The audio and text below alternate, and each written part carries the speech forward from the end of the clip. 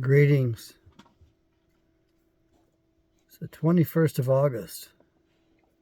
I'm back in warm country. The air conditioner is off, so we can have a little talk without interfering with us. I got my puppy dog here. She's out of the kennel. She got to lap me and attend to me. I'm hoping she spent the night out of the kennel, and I'm hoping she's old enough. Hey, my shoes were intact on the floor this morning. I forgot them and left them on the floor. Okay, welcome to Awakening Israel. My name is Dr. John Taylor Kent. I'm a retired psychologist. My last gig was in corrections psychology. Our society has deteriorated, and by the time I was practicing, our society had deteriorated so that the best job that I could get was in the prisons. Well,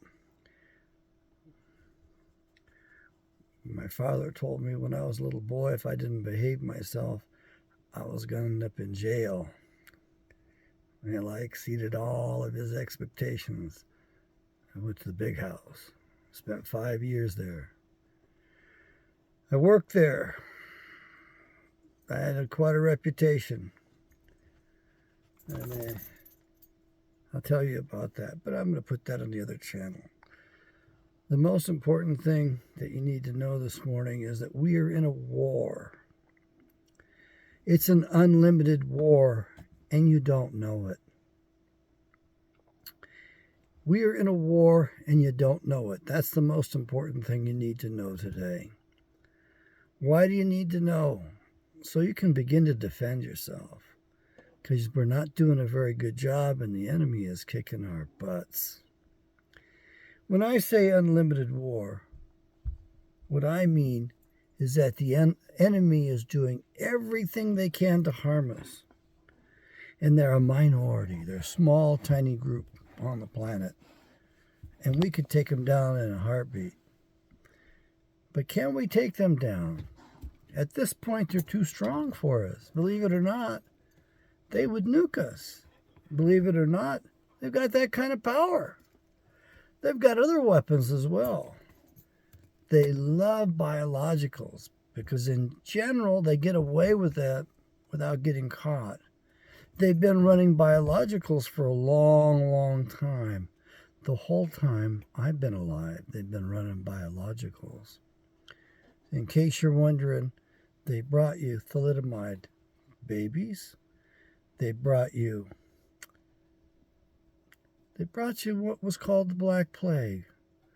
They set that around you. You never detected them. So you didn't realize that they were doing it.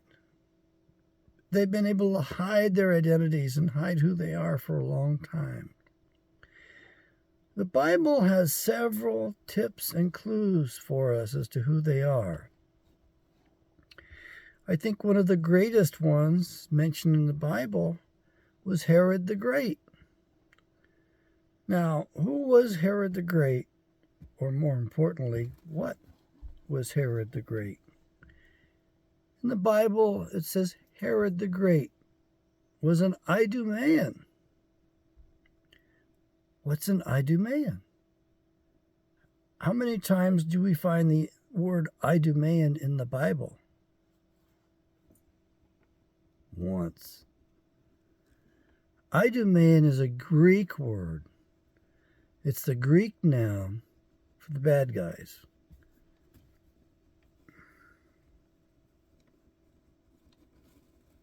Herod the Great was so wicked that he wanted to kill baby Jesus, baby Yeshua. We really need to learn the proper names now. And I realize the vast majority of you are going to argue with me that Jesus saves and Jesus this and Jesus that. His name was Yeshua. It's in the Bible. It's not in your Bible, but it's in my Bible, which is why you want to buy my Bible. Why is it not in your Bible? In 275 BC, give or take a year or two, there's a guy named Ptolemy II, spelled with a P, but it's pronounced Ptolemy. Ptolemy. Ptolemy II was in Alexandria, Egypt. And he decided, since there were so many of his fellow believers that were speaking Greek, actually the vast majority were speaking Greek by then, he decided to produce a Greek Bible. And he produced the Septuagint. And in the Septuagint, he left out the proper name of God. Every time he saw the word Yahweh, the name Yahweh, he put in God or Lord. He changed a few other things in there. Now, I don't know if Ptolemy II was an Idumean, but he gave us the Septuagint, which we've relied upon. Yet, he put a trap in it. That's my guess, is that he was a bad guy and that he wanted to throw us off course. So he disturbed what most of my brothers will call the parchments. He translated them and he screwed up. He screwed them up. I think he did it on purpose. Another word for Idumean in the old Armenian, which was the prevailing language, or Hebrew, which was related to it, which was like the formal language, was called Edomite. Edomite. And Edomite is from Edom. Now, Edom is not a country. Edom is a man, just like Israel. Israel is not a country. Israel is a man. So when we talk about the children of Israel, we're talking about the 12 boys and a couple daughters. Well, one daughter I remember. And we're talking about their descendants, children. We're not talking about property. We're not talking about a landmass. We're talking about a people. People have priority over land. And there's plenty of land on this planet, by the way, and we're going to see a lot more. Those of us who make it through this next transition are going to see almost all land and very little seas, perhaps even no seas. It says in the Bible in Revelations that John says, I looked out and I saw no seas. So, what does that mean? To me, it means another ice age, man. Or maybe a return to the way the structure of the earth was earlier, in which, at the time in which we lived longer, like, 500 years would have been a short life back then. 900 years would have been a long life. 800 probably was average. So you're in a war. I'm in a war. The difference between you and me is that I'm activated. I was called for this. I was born for this. I've lost a lot of fights in my life. They don't mean a thing compared to this. These people use all of the weapons of war. They love to use the old stuff, the old marsh gas, which basically was alcohol, ammonia, and chlorine. It was mustard gas. They love to do chemo on us today, which is kind of related to that stuff. They loved Agent Orange. And they also love Roundup. I can't think of the name for that weed killer, but it's one molecule different from Agent Orange. Same people make it as made Agent Orange. Monsanto. Headquarters is St. Louis, I believe. At least that's what I saw when I drove past. Beautiful grounds. Huge amount of property in St. Louis. It's got to be worth a lot.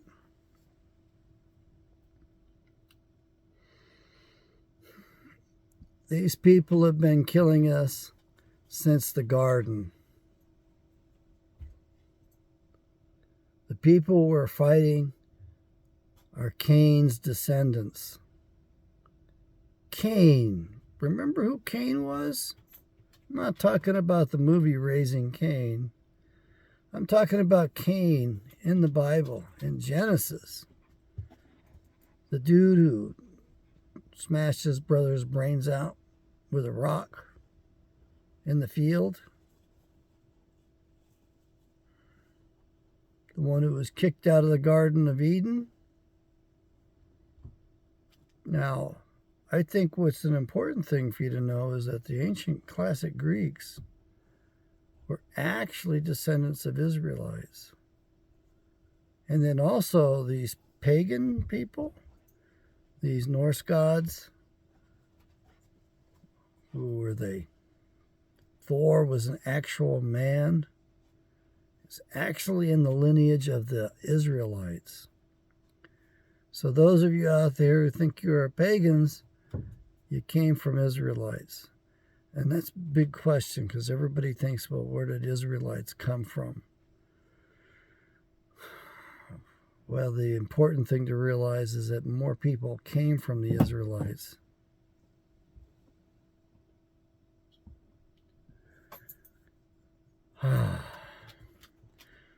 What I want you to do today is read your Bible. Just open it up and read it. Doesn't really matter too much. But you might want to read about Herod the Great and how he ordered his men to kill all of the baby boys 2 years of age and under in the area where they thought the king had been born. The new king that was going to take his throne or take it from his children, and he couldn't have that. So he was going to go kill the baby Yeshua. And where was Yeshua? Joseph, his father, his worldly father, was told in a dream, take the boy to Egypt. And Joseph followed the Holy Ghost, followed that Spirit's prompting, took the child and the mother to Egypt until he was told it was safe for him to return. And about the time he did, just taking a guess, Jesus was about 12 years old. Went and hung out in the doggone temple with the old men and blew their minds. I used the word Jesus. It's okay. I'm allowed to make mistakes. Yeshua. Not Yeshua spelled Y-E-H. Yeshua spelled Y-A-H. Yeshua with an E is Judaizing his name. Yeshua is the proper word.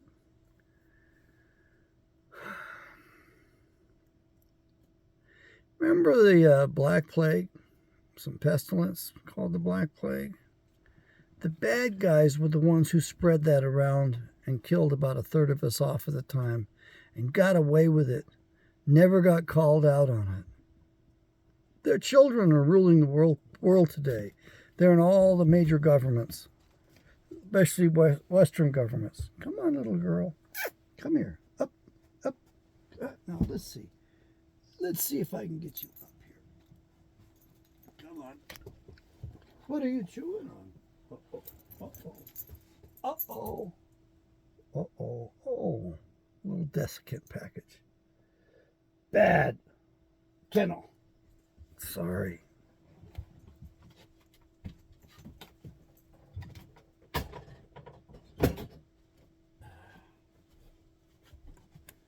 There's no telling what mischief she can get into. Her breed needs a job, is what they say. And if they don't have a job, they can be very destructive.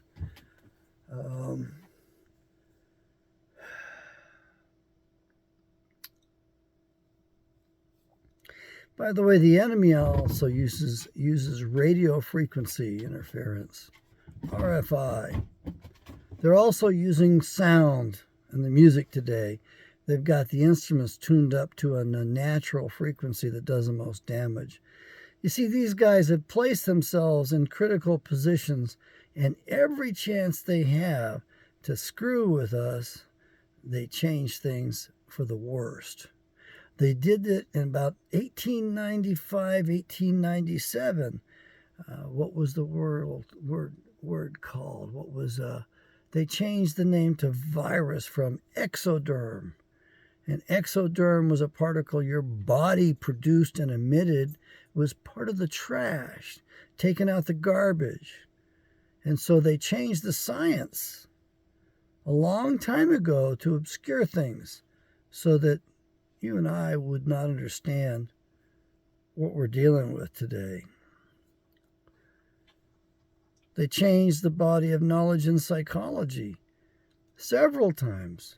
In 1948, they decided to remove the enteric, the gut, nervous system from the study of biology. They removed the third nervous system, one that works independently, one that's associated with being a man, with having feelings, with having a conscience that reins you in, that tells you whether or not you're in danger, whether or not you're doing right from wrong. Because these guys don't have one. They don't have that wonderful gut feeling, the nervous system going all the way down, connected by the vagus nerve, controlling the heart, and goes to the intestinal tract. That nerve can be severed, and that enteric nervous system will work on its own independently.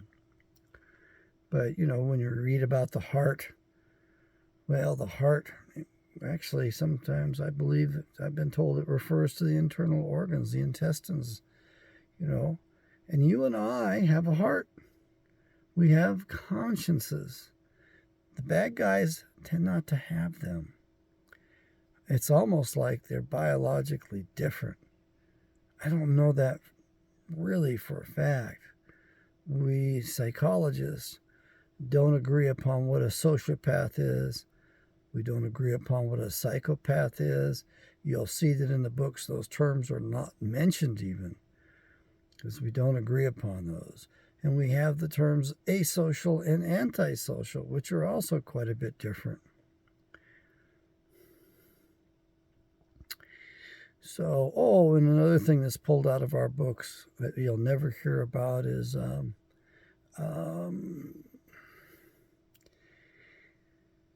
the sexual abuse. You'll never hear about MK Ultra. You'll never hear the truth about that stuff. Can't have the people knowing about that.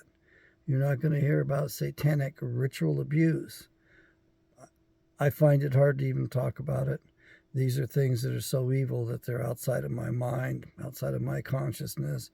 And of course, I think you and I tend to fight those ideas because we don't even want to face that evil. So we're dealing in a time in which we aren't even willing to face reality, that there is such an evil. You and I tend to judge other people by ourselves. We assume other people have consciences and souls and that they would never do that. Nobody in their right mind would do that. Well, you go look at some of these wonderful churches and some of the pornography built up high, where they would embed things and put them there for time immemorial. And I've seen some things up there that are pretty bad. And I remember when I was in Europe studying, we had some weird sex scenes that were done in stone on the old cathedrals, the old churches. And they were pointed out, and I'm like, well, what the hell is that doing there? That doesn't seem like that belongs on or in or anywhere near the house of God. But it's there. It's to let us know that they weren't all pure and proper. I want you to read the Bible today. I want me to read the Bible today. I don't care what passage you start with. Just read part of the Bible. Read it for the history. It is a rich history, incredible plot, incredible characters, incredible character development. I want you to read it like a playbook, a storybook. Just read it. You don't have to believe it. You just read it. Just being exposed to the mind of God, the mind of Yahweh, is going to help you tremendously. And when it comes to the religions, the big box religions, I don't want you going to church. Now, why would Dr. Kent say, I don't want you going to church? It's because they invented, those are man-made religions. Yes, they are. The enemy infiltrated our Bible translators and our seminaries. My guess was by 1850. But at this point, we can say for certain that the enemy produced a Bible in 1917, the Schofield Reference Study Bible, which has more study notes, more biasing than it does actual Bible, more notes to guide your thinking, to brainwash you by, than actual biblical text. So do yourself a favor, forget about the daily readers, and forget about the study notes. Forget about the guides. I just want you to read it, and I want you to read it right through. There's no reason why you can't. And if you get to tedious, tiring, boring sections, especially the genealogies, just read over those quickly. Glance over those, push on through, scan them. They'll mean something later on. But get the general idea of the Bible. Learn the characters. There's a lot of parallel construction which threw me off. You got a lot of stories about twins being born and what happens to the twins. And you have different types of twins too. You know, most of your twins are going to be fraternal that are mentioned in the Bible. And they come out different, and they're totally different. And quite often one of them's good and the other one's evil. And I don't mean just a bad guy, I mean evil. There's a lot of evil in the Bible, and if you like drama and if you like horror stories, it's in there. You just have to read a little bit between the lines. There's a phrase in the Bible where Yahweh says, it never even crossed my mind. Never did he ever think about these things that were so evil. Now, that's a pretty major deal if it's something that doesn't enter into God's mind. Yahweh says in there many times, they passed their children through the fire. And it never even crossed his mind that they would be that evil. There's some major characters and major errors in the Bible. Major sins. There's also some excellent examples. And there's some commands sprinkled throughout the Bible that if you pick up on those, you'll realize how important they are. In the NIV Study Bible, that's what I started with, 1983 version, and a lot of footnotes done by committees of liberals. And in the footnotes, it kept talking about social justice. Let me tell you something. Justice is one of those things that's pure. You either have justice, and that's it, or you don't have, or you've spoiled justice, you've ruined justice. There's no such thing as economic justice. There's no such thing as social justice. There's only justice. And the NIV made it a very certain point to me upon my third read-through. It convicted me of love, truth, and justice. The phrase was always in that order. So I'm going to tell you right now, you've been lied to. I've been lied to. We've been lied to. And I need you to love the truth and hold on to the truth. I know you've got this idea that we can't give up Christmas. At least we can't give it up for the children. Yeah, you should give up all of those fables. What did that one woman who was hassling us on Facebook said? Jewish fables. She accused me of being a Jew lover. She was a pagan.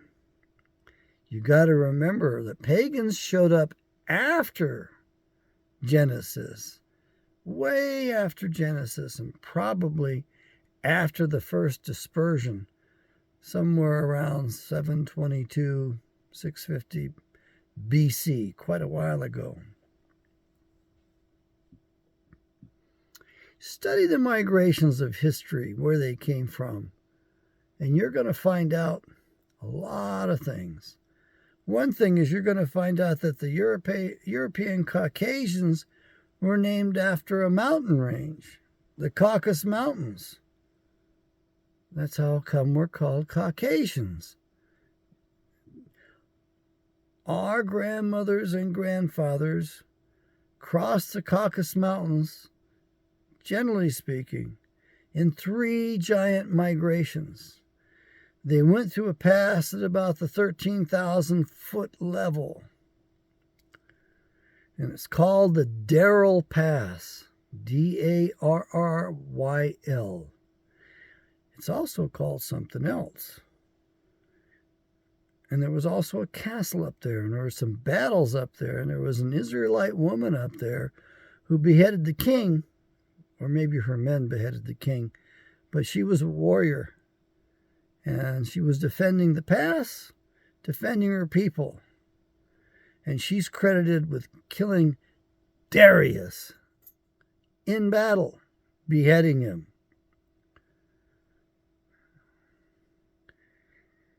So you women out there wondering about your role, and my God, look at this fellow. He's into the patriarchy. He's going to subject us. No, but it certainly wasn't in proper form for a woman to have to take up the sword. Can you imagine what society was like at that time? That a woman has to take up the sword and go to battle? That was before armor was even invented.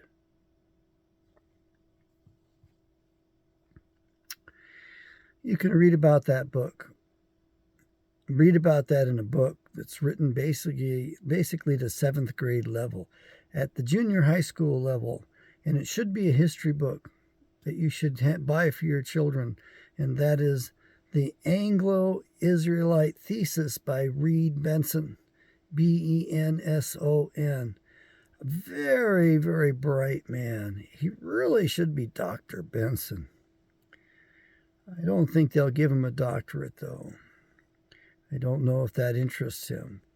But if Reed was listening to this, I'd say, you didn't live up to your full potential, buddy. Go get a doctorate. Yeah, I know they're horrible to go. These schools are, but you ought to go get a doctorate. I want to be able to see Dr. Reed Benson on those books. You're definitely capable of it. You've been capable of it. I hope you'll do it. So a big shout out to Reed Benson for writing about our history. Get that book. I was paying $10 a copy for them. Well, I was buying them from the bookstore there in Shell City, Missouri, where he lives. I think they're probably up to $15 on Amazon. It's broken up like paragraphs. Remember the history books we had in school where they'd put pictures here or there and all that? Well, all those history books were bunk. Reed Benson's book is a true history book. I want you to read it. I really do. That's one extra biblical book that I can approve. No problem. Another book that I want to approve is the book of Jasher. You know, the prophet Jasher. What? You've never heard of the prophet Jasher? Where have you been? There was no prophet Jasher. Jasher meant upright, the book of the upright. Now, it doesn't mean the book of the upright apes, or does it? It meant the book of those who walked upright, who were proper men, who were dignified men. Because not all those on the planet were dignified men. Not all were proper men. You see, we proper men were placed on the planet after the others. We came late. We're latecomers. And at this point, we're kind of late bloomers. It's my hunch that we were placed here by Creator Father to run this place for the benefit of all the inhabitants. With with God, with Yahweh. In relationship, not on our own. We weren't designed to be on our own. You can't fight this war on your own. You can't fight it in the group that you have together either. You can only fight it with Yahweh. Matter of fact, Yahweh wants to do the fighting. And the sad thing is that looks like what we're stuck with. I'd like to rise up against these guys. The problem is they've been empowered, and they were put here for a purpose. And they don't know it, not yet, but they work for Yahweh. And their purpose was to test us, to sift us. But clearly, they've exceeded their license because they've been killing us. They're responsible for all of the genocides. And I do mean that. All of the genocides. My God, they're the ones that genocided the Jews in Germany. Yeah. They genocided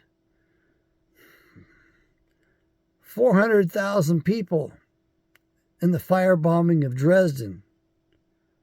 A real Holocaust. A real fire. Horrible. So horrible, the asphalt caught on fire. The streets burned. Everything burned. The buildings went up in smoke and collapsed in embers. People were melded into the streets. How many days did the Allies firebomb Dresden? A crime against humanity. It was not a military target. It had refugees in it, mostly old men, children, and women. Nobody knows how many. Could have been 600,000. For certain, it had ballooned up to 400,000, and they had magnificent cathedrals and buildings, magnificent architecture, and there was nothing there to support the war industry. Nothing. And yet, Winston Churchill had to condemn those people to hell for several days. And those people would just dig themselves out of the rubble, figure the raid's over, and planes would show up again and firebomb them. How many Christians were genocided in Russia and the Soviet Union? I'm just going to toss the number 100 million out. A lot of people think it was only 60 million. No. The people in the gulags, the way they like to kill people was they did a lot of bloodletting. They didn't use guns. They used knives and swords. And they didn't kill these people quickly. They killed them in a weird orgiastic fashion, where there was kind of blood everywhere, and these people that were doing it were doing weird sexual acts during it. They were getting power somehow from it. Talk about a horrible, ugly religion. All of these chemicals around us, they're mostly responsible for that. It's been estimated there's between 100,000 and 300,000 new compounds, never been tested, being used on us. The sound of rain on my roof. It gets kind of noisy in a motorhome. And I put a real nice roof on this rig. It's going to be lifetime. It's a pretty solid coach. Not designed quite heavy duty enough for full time. But it's also got some other wonderful benefits to it. I'd love to say it's easy to maintain and cheap, but it's not. Remember, we came from people who dwelled in tents. So this is my little tabernacle. This is my tent. And as the gypsies say, if it doesn't have wheels, you don't own it.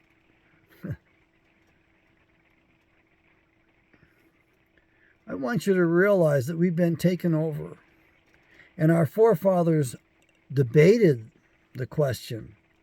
And one of them actually said that if we let these people into our nation, your grandchildren would be cussing you because they would be penniless, homeless, on the continent their forefathers had conquered. Which of our founding fathers said that? And another founding father warned us against allowing them here. But George Washington wrote letters, and he made a mistake. He loved these people that now rule this nation, that have taken us over. Lock, stock, and barrel. They own you and me. They own everything. And if you think they don't, go examine the birth certificates and study that for a bit, and you'll figure out that they do own you from the day of your birth. And they took everything in the nation, and they stole it from us, and they locked it up in these trusts, and they threw away the key. And so you and I own much more than what we think. But the bad guys are managing our trusts and denying us the benefits. Yeah, they're pretty bad, all right. I'll try to cock this camera up a little bit more. Put me in the middle of it. I want you to read your Bibles. I want to read my Bible today, too. If I don't read it, things don't go quite as well. I just read it. I've got other friends who memorize it. Man, I knew a guy who had the King James Bible memorized. Wow, I was shocked. We would sit there in our singles group there in Anchorage talking. And this guy was not proud. His girlfriend finally had to speak up on his behalf and tell us he knows it. He was like a walking Bible. What a blessing. He really knew it. He was a little bit of an oddball, I got to admit. But my Lord, I think he lived by it. I think he was better than I. He certainly knew the Bible better. Folks, the best version of the Bible. What's the correct version of the Bible? It's the one you read. You've got to read it or it does you no good. You don't go to church and let somebody read from it to you, interpreting it for you. You tune into my show here. I'll tell you what I can about it. And as you listen to me, I take it to the outsides. I take it where it probably really doesn't belong and shouldn't go. I brainstorm it. We have to brainstorm the Bible so we can overcome our prevailing brainwashing. The bullshit they feed us at the big box churches on the corners. Those social clubs that are all licensed by the government and dictated to by the government. They all report to Homeland Security. They all keep records on you and make reports to the government. Hell, even in my faith, I found out that the pastor is reporting to the FBI on an annual basis. I don't hang out there much anymore. And in case you're wondering about this FBI, any of these strange, weird groups that you're looking at, that you see and go, man, aren't those guys insane to think that way and do that? I mean, imagine they want to kidnap the governor. They might even kill the governor. They might kill the bitch. She's related to Soros. But look at it. You'll find the FBI in big numbers. I think out of the 20 men that were figured for that, 15 of them or more were FBI agents. That's why he got kicked out of court. Folks, good girl. It's okay. Good girl. But she's back in her kennel. She spent it out of the kennel all night. Oh. She's giving me some great kisses through the kennel here. The lightning and the thunder. She's got great ears. She can hear much better than I can. And of course, I don't have my ears in. I haven't been wearing my hearing aids very much. The guy who fit me is a jackass, and he doesn't like people very much. And he doesn't like dogs at all. There's something wrong with a person like that. They ain't right.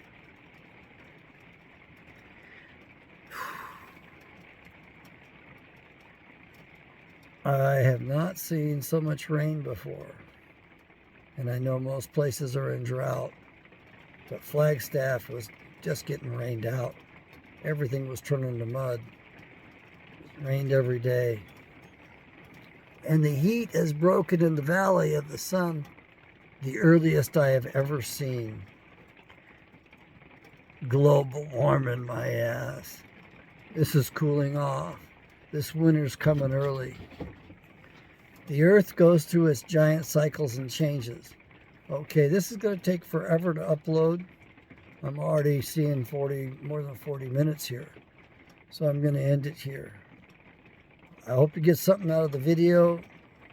Please like it, comment. I look at the comments. Subscribe. You can hit that bell if you don't dare miss anything. My job is to awaken my brothers and sisters in Israel, and that's not that little postage stamp of a nation over there. There's more Israelite descendants, children from the man Israel, alive today on the face of the planet than ever before. We couldn't fit in that little postage stamp of a country again. And by the way, we've mixed. We've gone out of our lane. We weren't supposed to do that. That commandment, thou shalt not commit adultery, is meant in two different ways.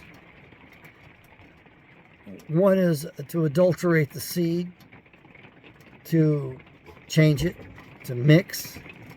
And the other one is to cheat on your wife or on your husband. We're not supposed to be doing that. There's nothing wrong with the other races, goes the camera, species, whatever you want to call them. God created them. Yahweh created them. And at the end of each creation, he said, it is good. Yahweh loves his creation the way he made it. The way he made it, the way he made us. So we're the ones that have gone off track.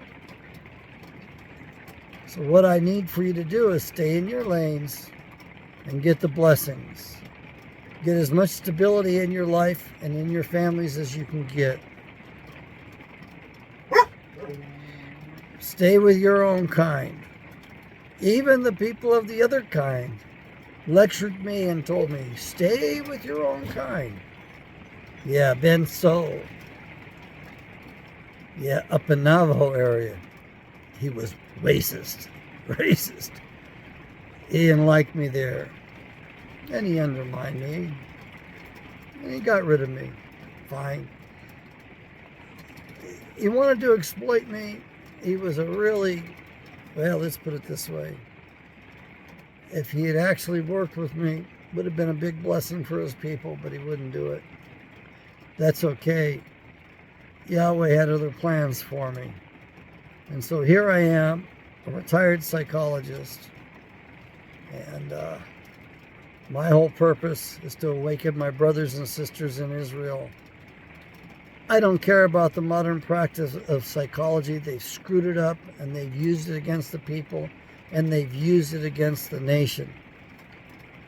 Martin Seligman, the Seligman family, I don't know what you call them, but they undermined America for the New World Order. They brought you a lot of your stresses that you have today. This stuff that we're going through is programmed up. They experimented. They figured out how to paralyze us, how to give us learned helplessness. A horrible psychological construct, but it was quite true. So he's the father of learned helplessness, not the father of positive psychology. And you tell me what he is. Is he an Edomite or an Idumean? My name is Dr. John Taylor Kent. Psychology means the study of the soul. I hope I'm helping you out there. So like this if you wouldn't mind. It's really pouring nicely. And I'm going to crawl back into bed, but I'll be running the air conditioner to dehumidify this place all day long. And if you want to bless me, let me bless you first. Buy these Bibles at cut-rate prices. Huge discounts. Lorraine got a little thunder going on. It's okay. All right, I got to tend to my puppy dog. Yahweh bless.